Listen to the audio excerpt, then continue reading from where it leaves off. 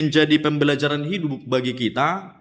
Seolah-olah di ayat yang ke-13 ini dia mau mengatakan, Tuhan, terima kasih Engkau memberkati kehidupanku, Engkau memberikan kehidupan yang layak bagiku, tetapi kalau boleh, janganlah hanya aku sendiri yang selamat. Kalau boleh minta tolong Tuhan, biarlah aku dan kaum bangsa Israel itu selamat dari tengah-tengah hukuman-Mu.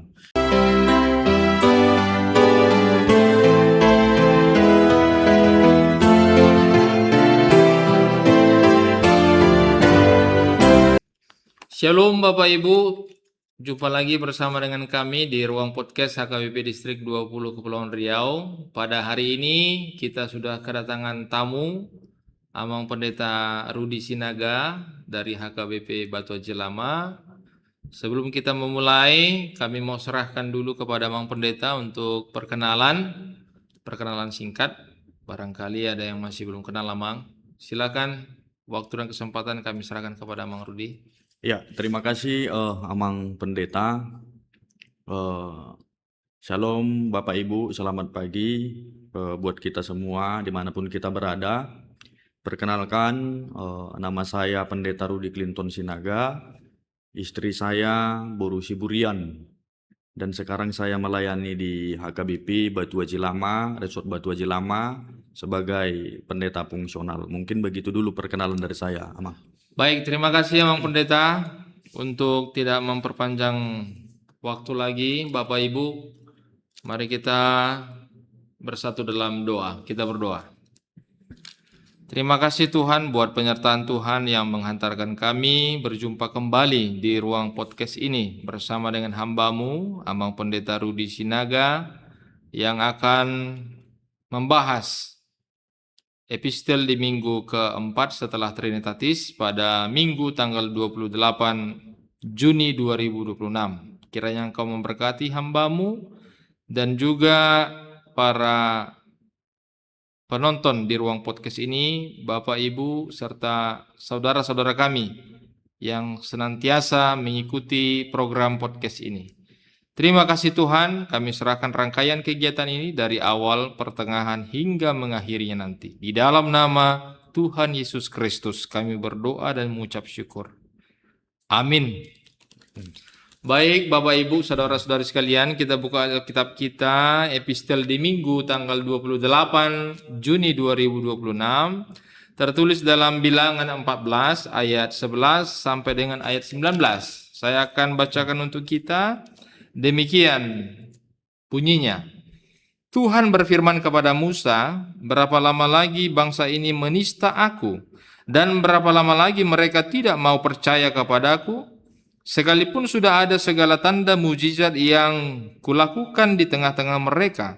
Aku akan memukul mereka dengan penyakit sampar dan melenyapkan mereka, tetapi engkau akan kubuat menjadi bangsa yang lebih besar dan lebih kuat daripada mereka.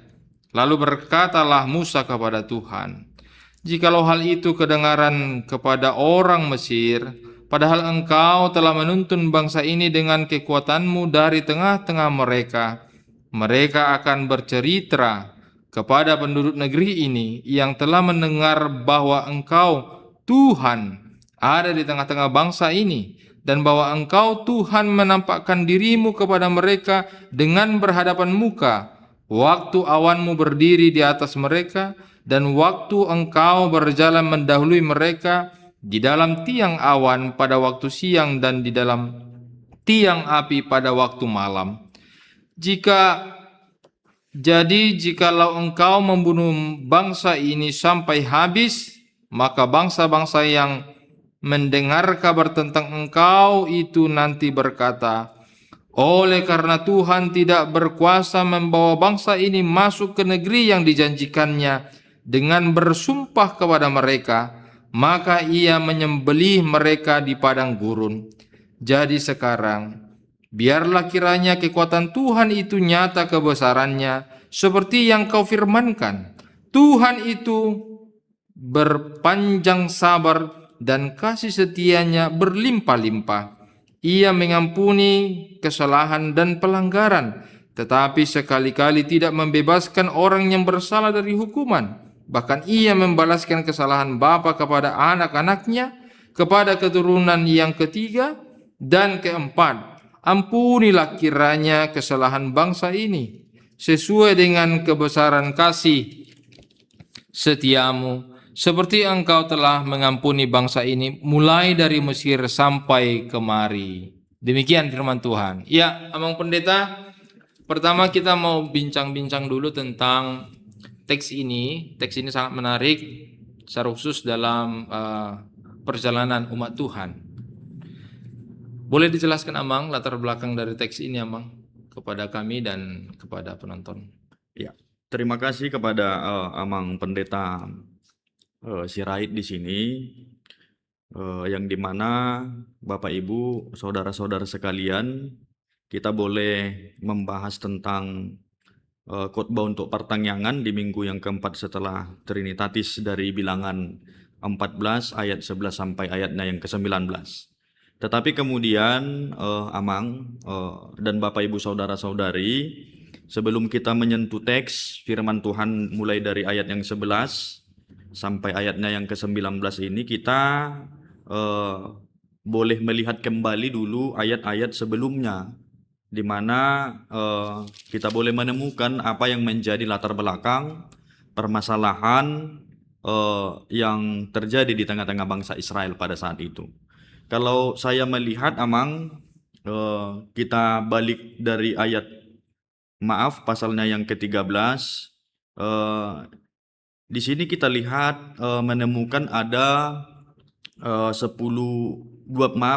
pengintai, yang dimana 12 pengintai ini mereka mengintai tanah perjanjian itu, pergi ke tanah perjanjian itu dan pulang, kemudian mereka membawa kabar kepada bangsa Israel.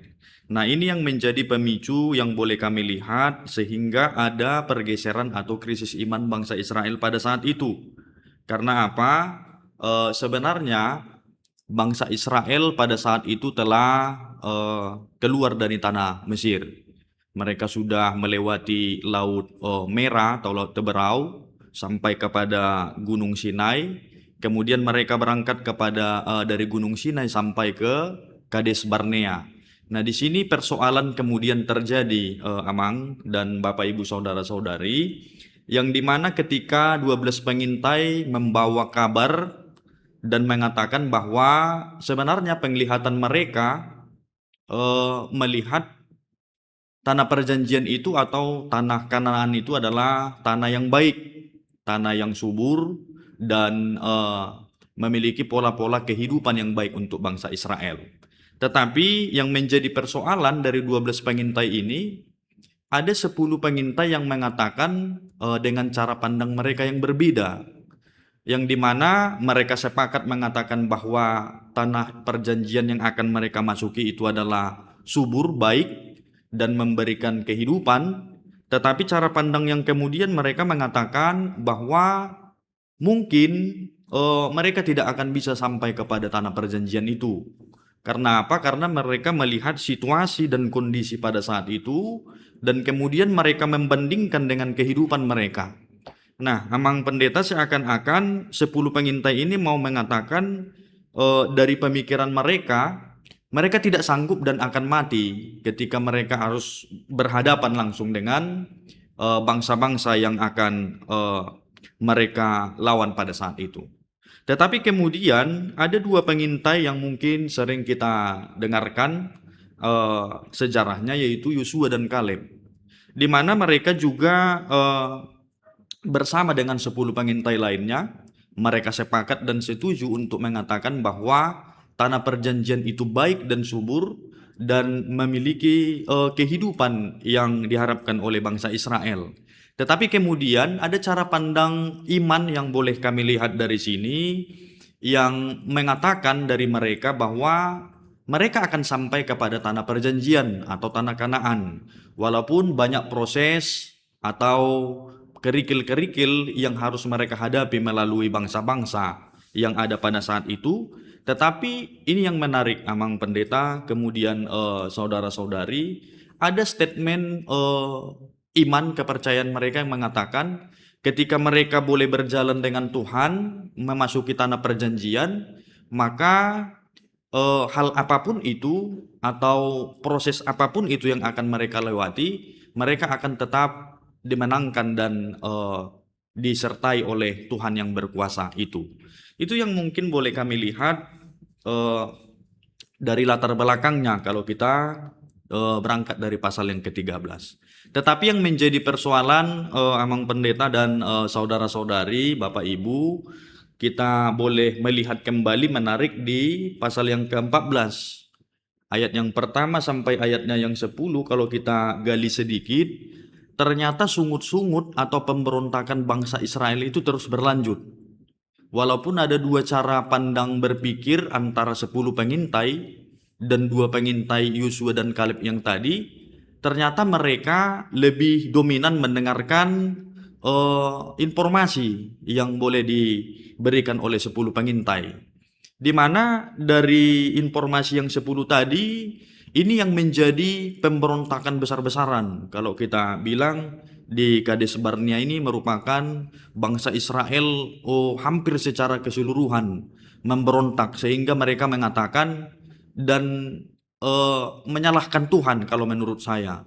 Dan ada pertanyaan statement mereka dari bangsa-bangsa pada saat itu mengatakan bahwa kenapa Tuhan menggiring kita keluar dari tanah Mesir?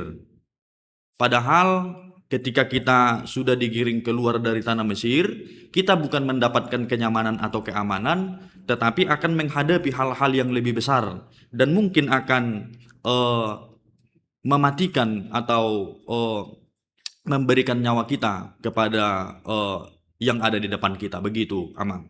Tetapi menariknya, ini mungkin terjadi di tengah-tengah pola-pola kehidupan kita.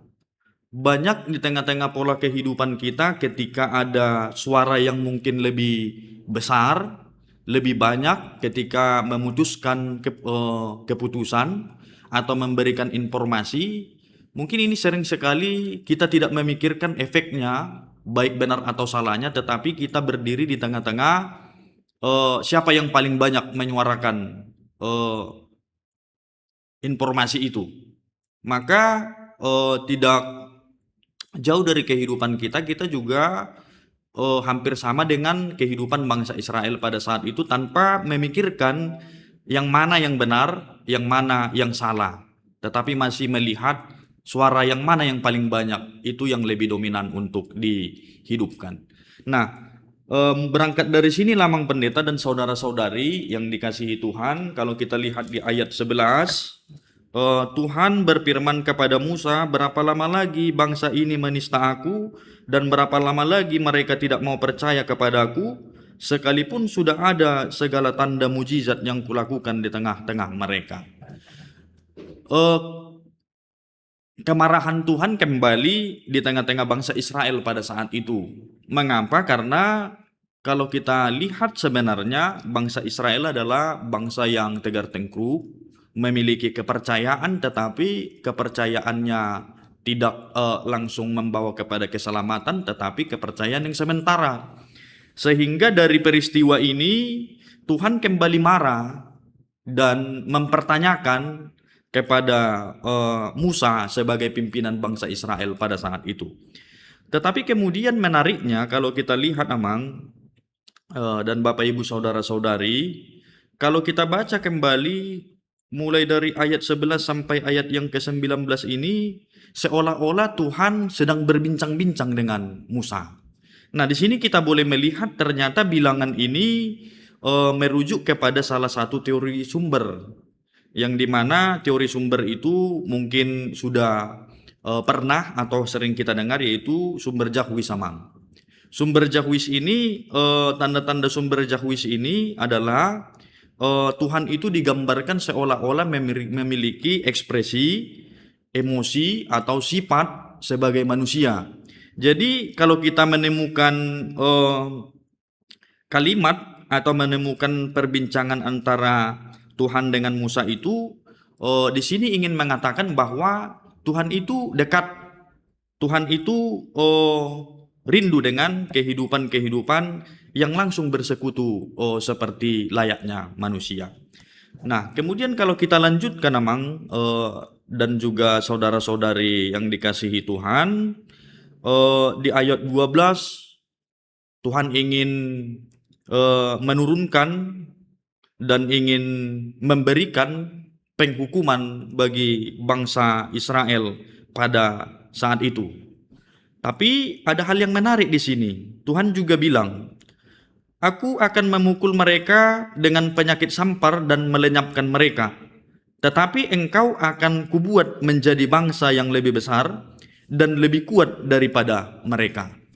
Yang mau dikatakan di pasal yang ke-12 ini, sebenarnya Tuhan yang memiliki kuasa itu, kalau dia melihat dari kemarahannya, melalui sifat dan karakter bangsa Israel itu, bisa saja bangsa Israel itu diluluh lantahkan atau dimusnahkan secara besar-besaran.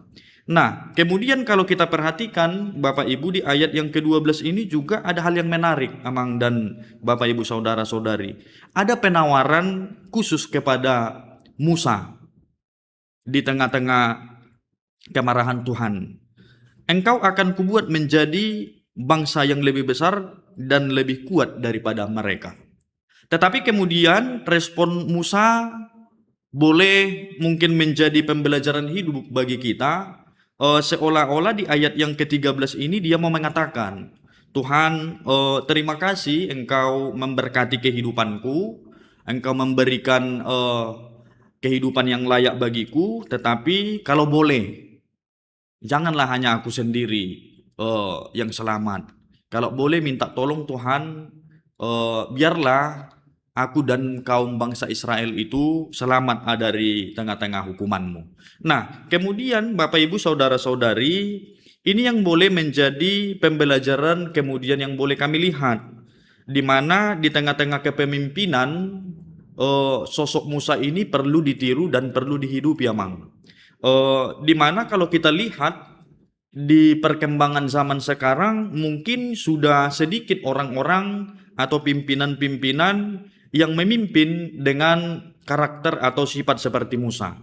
Banyak orang yang diberikan mandat untuk memimpin tetapi dia kurang melihat atau kurang menyentuh bagaimana kehidupan orang-orang sekitarnya. Tetapi kembali kepada perkembangan zaman sekarang, banyak pemimpin-pemimpin yang hanya berfokus kepada kehidupannya pribadi atau kehidupan keluarganya.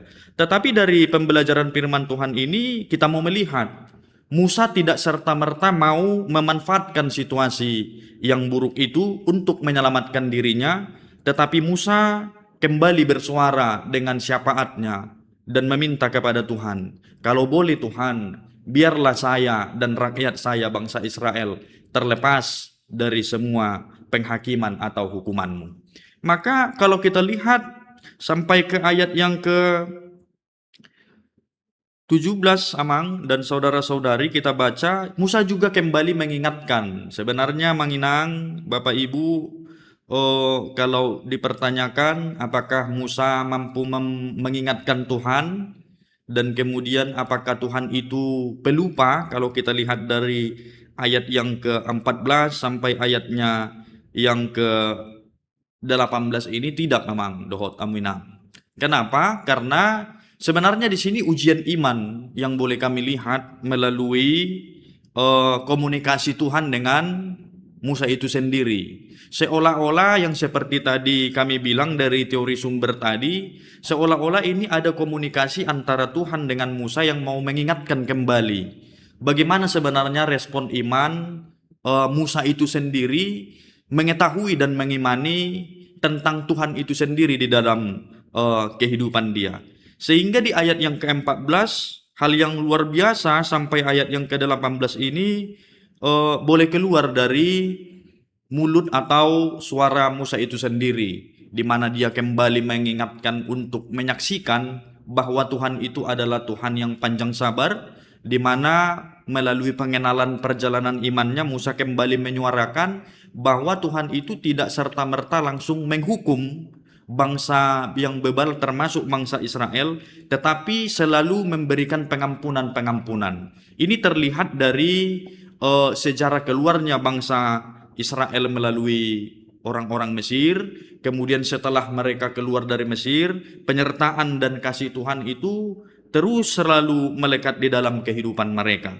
Sehingga di ayat yang ke-14 sampai ayat yang ke-17 ini kita boleh melihat ternyata karakter atau kehidupan Musa ini boleh juga menjadi sikap orang-orang Kristen yang harus kita tunjukkan pada masa kini. Di mana ketika kita boleh berkenalan, berhubungan, dan kita boleh mengatakan kita dekat dengan Tuhan, tentu kita juga harus mengerti maksud dan mengerti bagaimana Tuhan itu sendiri di dalam kehidupan kita, Amang dan Bapak Ibu saudara-saudari. Maka hal yang menarik juga yang kemudian kalau kita perhatikan di ayat yang ke-19, dia kembali menyuarakan, ampunilah kiranya kesalahan bangsa ini sesuai dengan kebesaran kasih setiamu, seperti engkau telah mengampuni bangsa ini mulai dari Mesir sampai kemari. Yang artinya Bapak Ibu saudara-saudari yang dikasihi Tuhan, kepemimpinan Musa membawa kehidupan bagi orang-orang sekitar dan membawa pembebasan bagi orang-orang sekitar.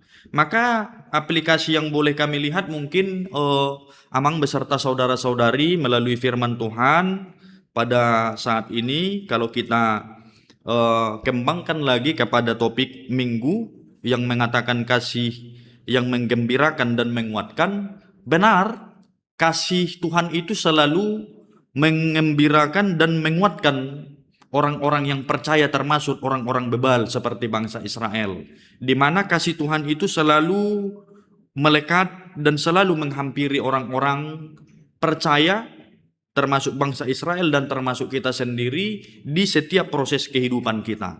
Tetapi bagaimana sebenarnya kita melihat kembali kuasa Tuhan itu ada di dalam diri kita, bagaimana pekerjaan Tuhan itu boleh berjalan atau bekerja di dalam kehidupan kita pribadi lepas pribadi. Dan yang poin yang berikutnya yang boleh kami lihat dari aplikasi Amang dan saudara-saudari sekalian, setiap orang atau setiap kehidupan kita pastilah memiliki pergumulan iman pribadi lepas pribadi. Kita tidak terlepas dari yang namanya permasalahan atau pergumulan hidup. Kita mungkin boleh saja berproses di tengah-tengah kerikil-kerikil kehidupan, baik itu masalah dari keluarga, pekerjaan, atau orang sekitar. Tetapi kemudian ayat ini mau mengatakan dan mengingatkan kepada kita, bagaimana fokus kita melihat permasalahan itu. Apakah kita sebagai orang Kristen yang percaya tetap mendekatkan diri kepada Tuhan atas apa yang terjadi kepada kehidupan kita, atau kita kembali kepada kemanusiaan kita yang lama, bersungut-sungut, menyalahkan keadaan dan menyalahkan Tuhan. Dan yang terakhir mungkin Amang Pendeta yang boleh kami lihat beserta Bapak Ibu saudara-saudari yang dikasihi Tuhan, melalui firman Tuhan ini juga kami boleh mengatakan begini, janganlah biarkan hal-hal yang terjadi di dalam kehidupanmu, baik kekhawatiran, baik ketakutan yang engkau hadapi, mengubah cara pandangmu kepada Tuhan yang engkau percayai itu. Bila engkau mendapatkan permasalahan melalui sakit penyakit, melalui keuangan, mungkin di tengah-tengah keluarga, jangan pernah terjebak dengan cara pandang yang salah, tetapi pandanglah Tuhan itu yang selalu mengasihi dan menyertai engkau, sehingga engkau boleh menjadi salah satu perpanjangan tangan Tuhan, seperti Musa yang berdoa syafaat dan boleh menjadi perpanjangan Tuhan untuk orang-orang sekitarnya. Maka mari berangkat dari tengah-tengah keluarga kita, di tengah-tengah pekerjaan kita, di tengah-tengah persekutuan kita, kita boleh menjadi perpanjangan Tuhan melalui cara hidup dan cara pandang kita kepada Tuhan yang kita kasihi itu. Mungkin itu yang boleh saya sampaikan Amang melalui firman Tuhan. Baik, terima kasih Amang sudah diborong semua ini dari latar belakang, kemudian juga tafsiran, kemudian juga sudah masuk ke dalam aplikasi. Jadi Ini udah komplit ini Bang Pendeta. Tidak ada lagi yang harus kita diskusikan karena sudah di sana semua. Tadi berangkat dari bagaimana ke-12 pengintai, 10 yang menyuarakan itu tidak mungkin, 2 menyuarakan itu akan disertai Tuhan. Lalu bangsa Tuhan yang mendengarkan seruan dari 10 orang pengintai ini lebih condong mengalami kegalauan. Bahkan mereka akan mendirikan seorang pemimpin untuk pulang kembali ke Mesir karena mereka tidak yakin akan bisa memasuki kota atau daerah yang dijanjikan oleh Tuhan, yaitu tanah Kanaan. Sehingga firman Tuhan ini tadi juga sudah menjelaskan di mana ada 2 poin besar. Tuhan marah, Tuhan kesal, bahkan Tuhan mau menghukum umatnya. Tetapi bagian yang kedua adalah Musa memohon kepada Tuhan, dia berdoa kepada Tuhan agar Tuhan tidak menghukum, tidak memberikan sakit sampar, karena Musa tahu dan Musa pun yakin bahwa Tuhan adalah Tuhan yang panjang sabar, Tuhan yang berlimpah-limpah kasih setianya. Ya, terima kasih Amang buat penjelasannya yang Ya, sudah sama-sama. mencerahkan kita di ruang podcast ini. Apabila masih ada yang terakhir Amang, sehubungan dengan teks ini, menguatkan jemaat kita di manapun berada yang mendengarkan pesan ini agar tetap setia kepada Tuhan dengan situasi kondisi apapun. Sebelum kita tutup Amang.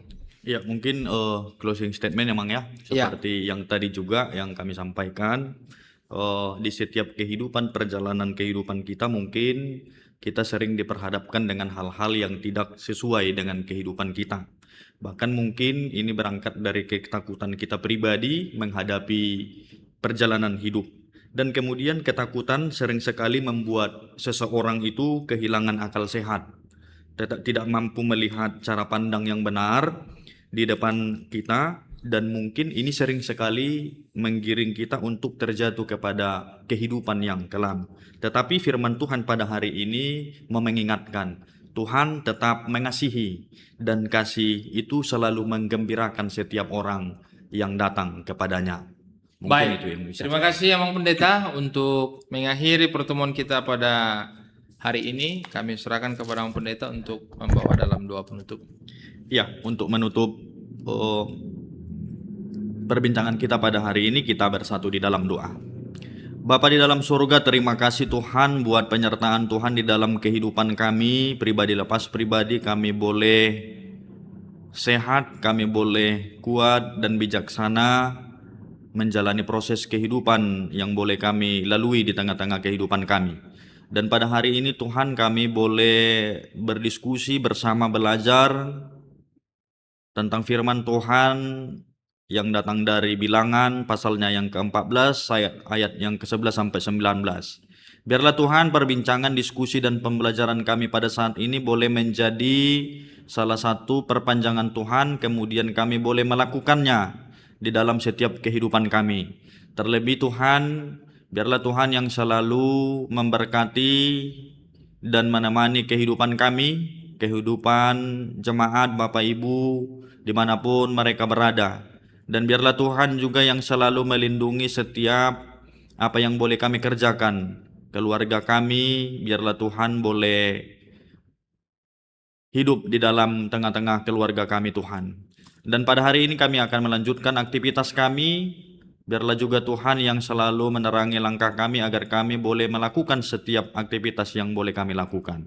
Terpuji dan termuliakanlah namamu, melalui Kristus Yesus kami boleh berdoa dan mengucap syukur. Amin. Amin. Baiklah Bapak Ibu Saudara-saudari, demikianlah podcast epistel di minggu keempat setelah Trinitatis pada hari ini. Kiranya Tuhan senantiasa menyertai kita dan memperjumpakan kita kembali di podcast-podcast berikutnya. Shalom. Shalom.